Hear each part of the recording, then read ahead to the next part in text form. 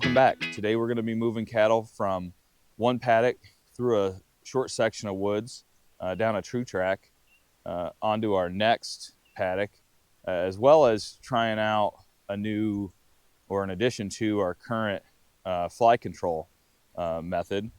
When we move these cattle, we're going to be pulling a round bale behind our UTV to try to incentivize the cattle to come with us. My two oldest boys will be helping. We'll see how that goes. That's playing today at Tuckaway Acres Farm.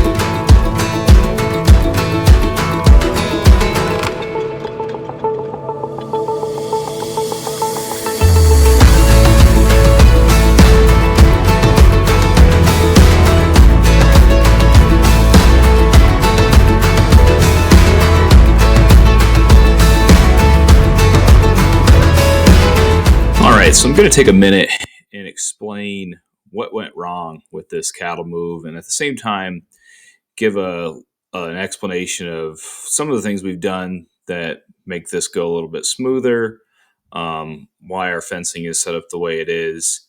Maybe this will give you some perspective if you're setting up your own fencing, what works well, what doesn't work well, what you might consider. So I'll start with just kind of an overview of where the way our fencing is set up. So all the red lines on this plot, this overhead view, are permanent fencing setups. All of the white lines are fence setups that can be, they're just flexible twine lines with step-in post, and they're put in place to block off this laneway temporarily, but then are able to be easily rolled back up and moved out of the way, because in a lot of cases we might have vehicle traffic that needs to go through there, or we for some reason need to be able to have access to the back sides of those fences. And then the other thing that's worth pointing out is the green dot that's on the map by the blue arrow. That is a watering point, and so we have a frost-proof hydrant there, and that watering point services both paddock 1 and paddock 2. And the way that works is the yellow line represents some temporary fencing, and it's probably not more than 60 feet long, but that can be either connected to block off paddock 2 from the watering location, or it can be connected on the north side to block off paddock 1 from the watering location. So that's what it's kind of like a triangle there of connections that can take place that allow that common watering location to work for both. And that's a good watering location for a lot of reasons. There's a lot of shade there, so it kind of gives the cattle a break as well if it's needed. So what happened in this case? In this case, when we were moving through field 1 and we had the cattle behind us, we made the turn into the laneway past the watering location a little early than the majority of the cattle, I think, were before they were quite caught up to us. And that led to a lot of the cattle trying to catch up to us and cut through that wooded section and end up right next to where that yellow dot is, which is, a spot where they go, well, I'm at a fence and I don't know what to do. So they kind of stood there. So we had, probably 4 or 5 go the right way. And then we had the majority of them end up in that yellow dot. And I end up having to make another trip back and kind of coach them up a little bit, get them moving in the right direction, which is not that big a deal. Obviously you want everything to be perfect all the time, and that's not really realistic. But in this case, I think there was a smart move that, in fact, most times I do, but for whatever reason, I think today with the extra help that I had, along with trying to film, it was just something that I didn't think all the way through, and we'll need to improve on next time. So what should have happened is, instead of trying to convince the cattle to make that turn from field one into the laneway past where the watering location is onto the 2 track, I should have moved them from field one into field two. And then, kind of once I got them into field two, make a U-turn, because making the turn from field two into the watering location in the laneway is real straightforward. There's a corner there that they need to move past, but I'm not expecting them to try to navigate onto the correct side of the fence. There's kind of only one way they can go, and so that's what we should have done. Again, you live and you learn. So, anyways, let's get back to kind of the chaos of this move and see how the rest of this goes.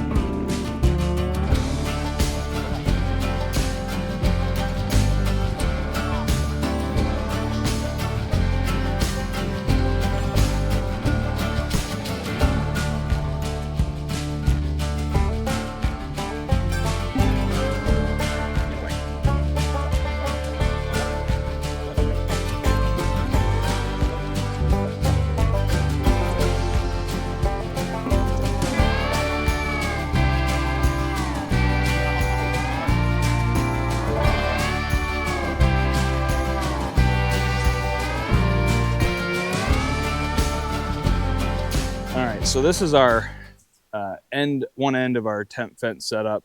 This runs almost the complete length between the paddock that we left from and the paddock that we're headed to. It's basically just a 2-wire hot fence. It has timeless T-posts in the middle, and then the ends are I think either a 1-inch or a 1 1/4 inch fiberglass rod.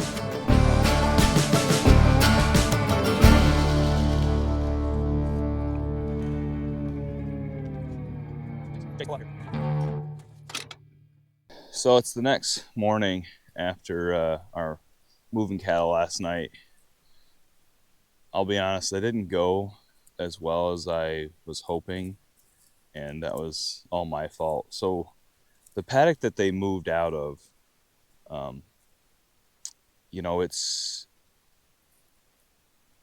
there's kind of a fence that makes a lot of sense where it's at, but it doesn't really work well for moving cattle out of that particular paddock.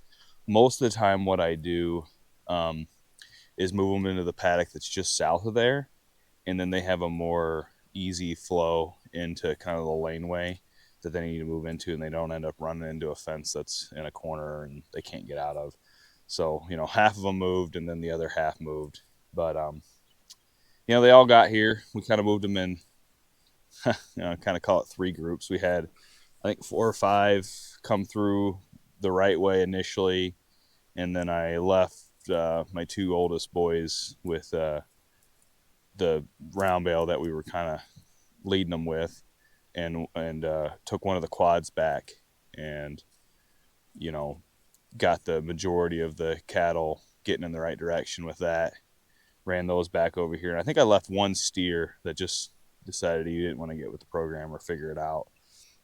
Left him over there, and I don't know. I don't know if he went through the fence, went under the fence, or what, but he ended up getting back over here by the time I got the round bale unrolled for the rest of them.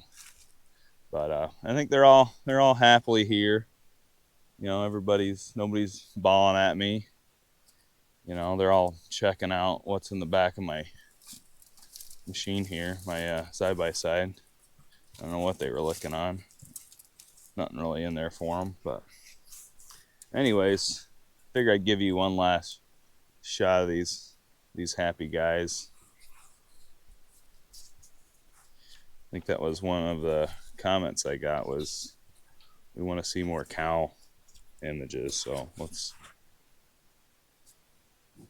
I still haven't made many decisions on who's gonna go for processing yet in the spring. That is still TBD. Obviously, all the ear tags that start with a 3, those are calves that were calved in the spring or summer last year. So I got a group in here that have got a lot of broken off ear tags. I bought them already tagged and I didn't retag them. Those guys are all good candidates. 2 of them are white. There's definitely one white steer in here. He'll go. And then we'll find some with 2 numbers on them. And we'll take those guys. One thing that's worth talking about is why do we move them over here? There's no grass. I mean, there is some. There's not much. Oh, hey, buddy. So this guy, I don't have to tell you about him. He's my buddy. He's way more friendly than he should be, but I think he just always wants to remind me that he appreciates that I saved his life one time. Anyways, this guy saved his life last year. Cattle do weird stuff, and sometimes they're pretty smart about it. But in this particular case, he was a calf.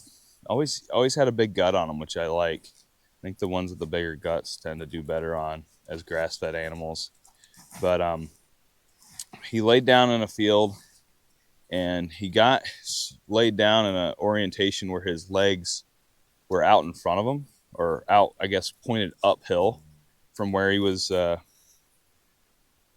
standing, or where he laid down, and he couldn't get his legs pulled back in front of him, and so he couldn't stand up. And if they can't stand up, they can't burp, and they can't get that gas out of their stomach or out of their rumen. And so we were riding around on a snowmobile checking on cattle because the snow was so deep. And I said, man, that guy looks like he's struggling. So we ran over, I had 3 kids with tow, ran over there with the snowmobile, checked on him. Yep. He wasn't able to get up, and took the kids home, dropped them off with mom, and went back over. I thought I was going to have to bring the loader out to get him up, but I was able to grab a leg and just basically roll him all the way over the top of his spine. And,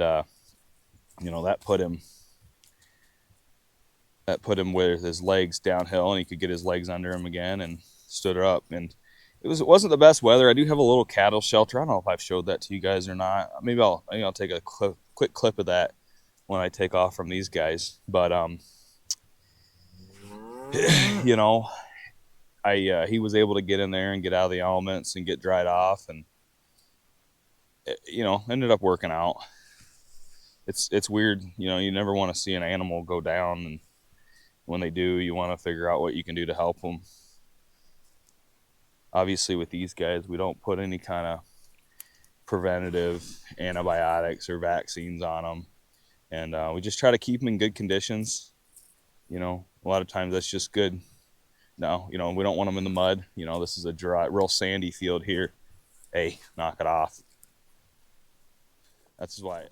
Anyways, just out this morning checking on cattle after their move. Everybody seems happy, like they're horsing around back there. I guess, steers will do that.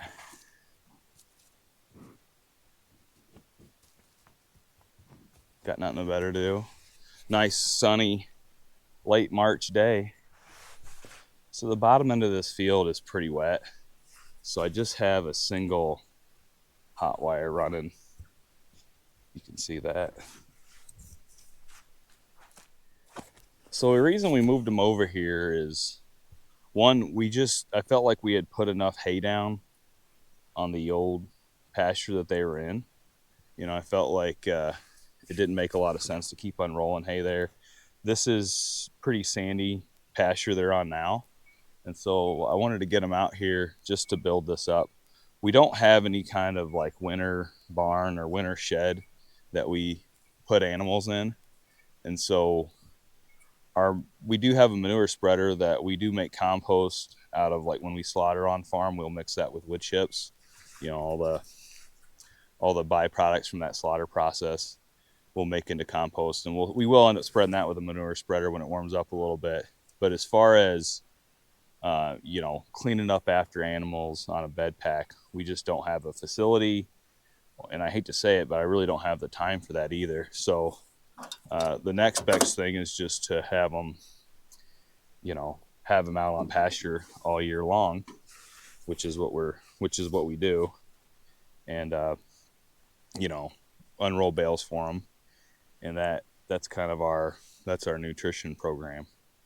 They stomp a lot of that seed bank from those bales, as well as those bales will break down with their manure, and it'll help build up the soil. But it looks actually they're actually out here grazing as much as they are, with a little bit of grass that's out here in end of March, as much as they are eating this round bale. But they won't be able to keep this grass, won't keep up with them. They will they'll be basically on just round bales here for a while.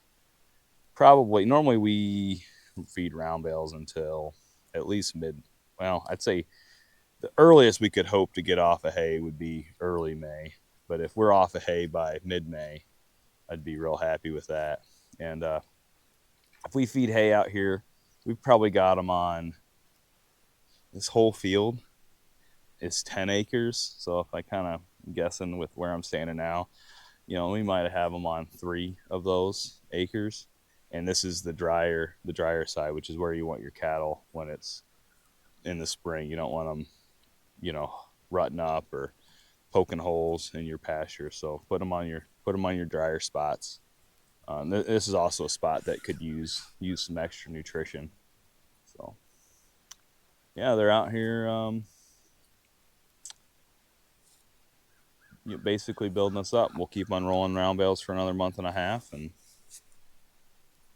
life will be pretty good. I think what I'll do maybe, especially when you're coming out of winter, sometimes it's nice to just sit out and listen to cattle graze. And this is probably one of the only days they're going to be able to do that. Maybe a couple more days, but they'll eat through this grass just way too fast.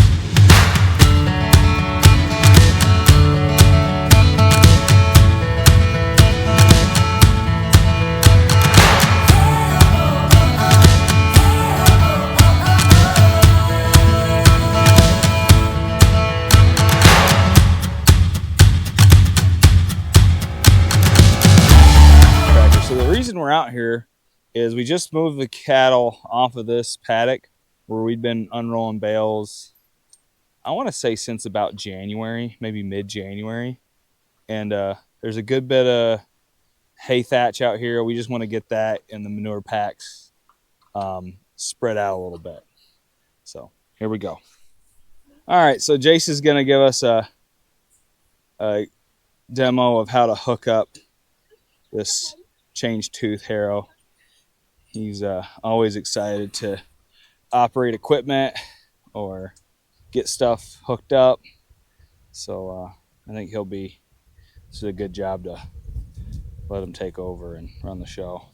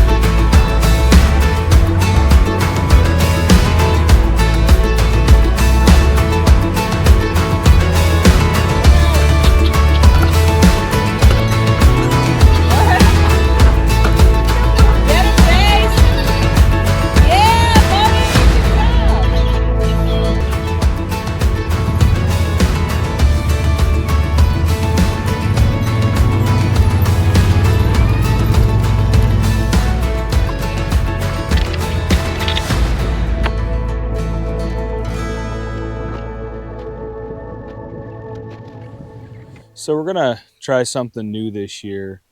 We've got our mobile chicken tractor we've used for a couple years now, but this is the first time we're gonna actually try to follow cattle with it, and there's some risk along with this, so we're trying to take some actions to mitigate that. But I guess let me first talk about what we feel like the advantages are to this. So obviously, chickens will scratch uh, manure packs and eat larvae out of that. And so, really, the main goal of having these chickens follow our cattle is to try to reduce the amount of fly load these cattle see. Um, and there's other methods for that. People use spray-ons or they give them garlic salt, and I don't necessarily think that those things don't work, but you know, as far as putting chemicals on the cattle, it's not one of the things I'm really a fan of. The only dewormer we give our cattle is Basic H, and I do tend to notice when we deworm them that the fly load goes down with that.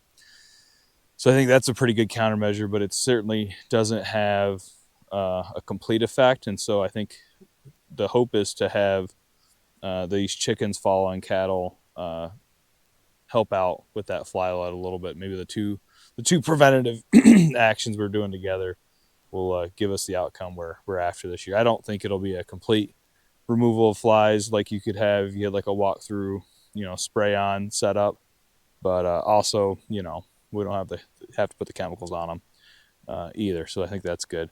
So, one thing that I'm a little worried about with these chickens is we're kind of out in the middle of nowhere. I mean, there's not a house within, half a mile where we're at right now. So I think, as far as predators being weary of this location, I don't have any reason to think that they would.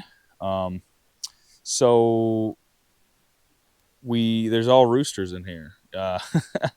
Obviously, when laying breed chickens get hatched, half of those are going to be hens and half of those are going to be roosters. Well, I think in a commercial setting, typically those roosters just, I don't know, they get rid of them somehow. I don't know if they go through the grinder and get fed back to the chickens or what exactly happens with them, but they certainly don't let them grow up to be happy roosters. I think so. We got these roosters from a family friend that has their own incubator set up, and they hatched them out, and they said, well, let's go send them off to have a good chance of a happy life. So I think they'll do well out here. They might be a little bit more robust than the hens would be, and if they're not, if predators are able to get at them, at least we're losing roosters instead of losing hens. So I think there's a benefit to that. Obviously, we've set up a hot wire here. These, we want to keep the cattle away from the chicken setup. They'd certainly topple this over if they could. And then we did set it up, and we'll continue to do this as the cattle move. We set the mobile chicken coop right next to the water. I always feel like wherever you have your water is where your fly load is the worst. And so, these cows are on a 4-acre paddock. Obviously, the chances that the chickens are gonna cover this 4 acres. I mean, there's only like, I think 16 or so, maybe 18 roosters in here. They're not gonna be able to, cover this amount of space. But I think if we can put them in the most effective location, they'll have their best chance of success. I guess let me talk a little bit about our mobile chicken setup. So I think we built this thing for like less than $100. Got a junkyard or an axle that was destined from the junkyard. I think we found that on Marketplace for $25. Came with the rims, tires, tongue, and basically just the frame. And then the top section of this was an old rabbit hutch that came out of one of our neighbor farms' barns. And so we repurposed that to be you know, the top section, and it's got a hardware cloth floor, so that helps with clean out and just kind of keeping manure where you want it out here on the field. And yeah, obviously there's nesting boxes on it. We won't be using those for roosters. And I guess if we see an egg in there, we'll find out that maybe we have a hen in there. Maybe there's 1 or 2 hens in there. It's possible. And then the one thing I like, getting chickens back, especially when you're first training them up on their new location, getting them back in can be kind of a pain. And so I've got a solar panel here that runs to a light on the inside. That'll charge up during the day, and then at dusk that light will turn on its own, and that helps draw the chickens on. That's kind of an automated, you know, self system. There's not a lot of having to figure out with that. You just slap your solar panel on there, screw your light down, and turn it on, and pretty much works. So anyways, that's the mobile chicken setup in a nutshell, and why we're doing it. And it's all to help the fly load for these guys, which has not started yet. It is Easter today, and we have yet to have any flies. We did give them a dewormer in their water, the Basic H dewormer, which is 1.5 cups of Basic H original formula to 100 gallons of water, and that's their only water source for 24 hours. So I think we probably won't expect to see flies for at least a couple weeks, maybe even 3 or 4 weeks. That'd be great. And hopefully when we do get them, it's minimized. I guess one last thing to talk about is the potential for predators out here. You know, I guess I'll say this: we don't have like a livestock guardian dog out here or anything to protect these chickens, but from what I've witnessed, I think our cattle will at least do a halfway decent job of running, whether it's a fox or a coyote off. When I bring I've got a little beagle we take to run rabbits, and there's every once in a while she'll be running after the UTV, and we'll have to go through a paddock with cattle in it to get out to wherever we're going to chase rabbits. And I tell you what, those cattle, if they could catch her, they would get her. They're pretty aggressive to that little 15-pound beagle. And so I think with what I witnessed with cattle and my little beagle, I think they'll do a halfway decent job of, you know, if the chickens are smart and they run towards the cattle, and if there's a predator, or in their coop would be better. But I think the cattle will be pretty aggressive towards something. So I don't know. We'll see. Maybe this is a terrible idea, but you know, we'll never know if we don't try. We already have the mobile coop. Roosters didn't cost us anything, so we're gonna learn something this year. Anyways, hey, thanks for watching the video. Hope you enjoyed the cattle drive.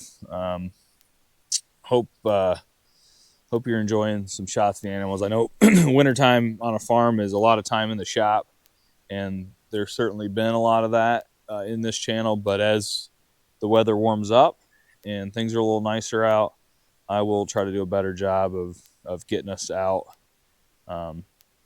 you know, and seeing animals, whether it's our cows that we have right now, these chickens, or even the hogs that we'll be getting in April. So we run feeder hogs early spring into the fall, about a 6 month. We get typically a heritage breed, take about 6 months to raise out.